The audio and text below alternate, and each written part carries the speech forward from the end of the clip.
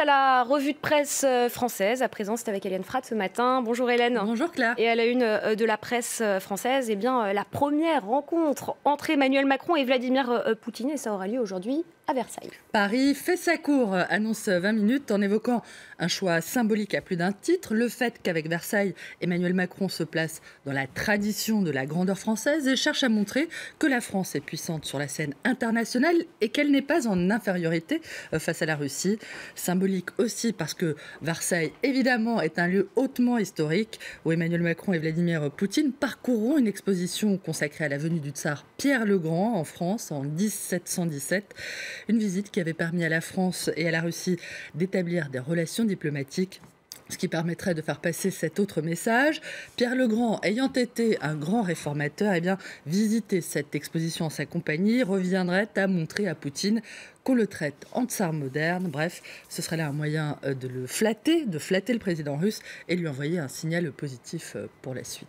Il faut dire que la rencontre entre les deux chefs d'État est lestée de plusieurs dossiers chauds. Le test Poutine annonce Libération en évoquant la Syrie, l'Ukraine, l'imbroglio diplomatico-judiciaire Yukos sur les saisies de biens russes en France liées à la nationalisation de la compagnie pétrolière russe ou encore les Macron Leaks, le piratage de l'équipe de campagne d'En Marche où Moscou, on le sait, fait figure de principal suspect.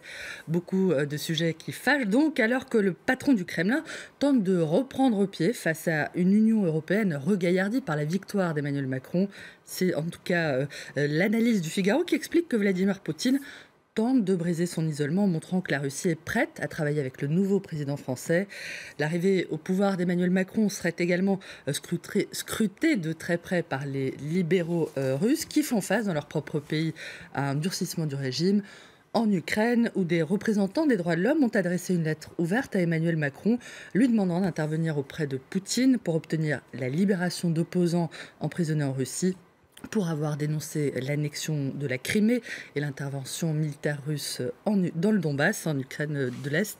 Et bien sûr, du côté très attendu, cette visite du côté de l'opposition syrienne, dont l'une des figures, Basma Kohnmani, livre une tribune dans Libération où elle demande à Emmanuel Macron de ne pas tomber dans le piège de Vladimir Poutine, je la cite.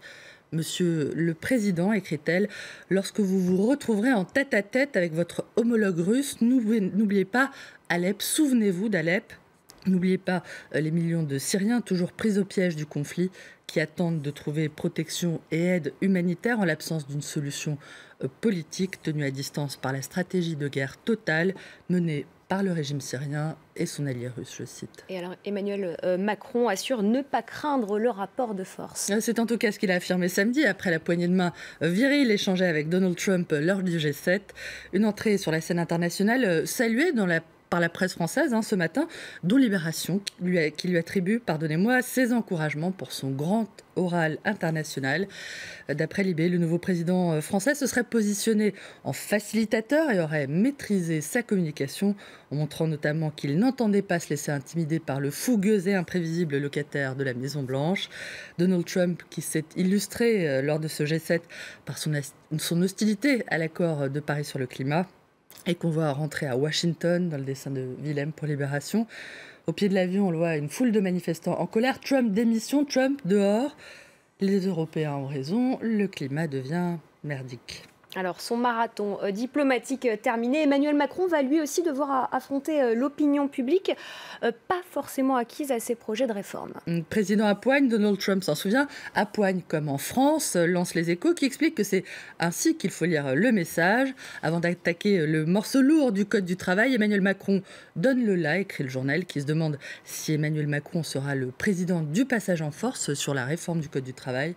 Les Échos, dont un sondage indique que 44% des Français se disent favorables à une réforme en profondeur du Code du travail, tandis que 50% disent ne vouloir que quelques aménagements, ce que le journal traduit par « les Français ne veulent pas du statu quo ». Merci beaucoup Hélène.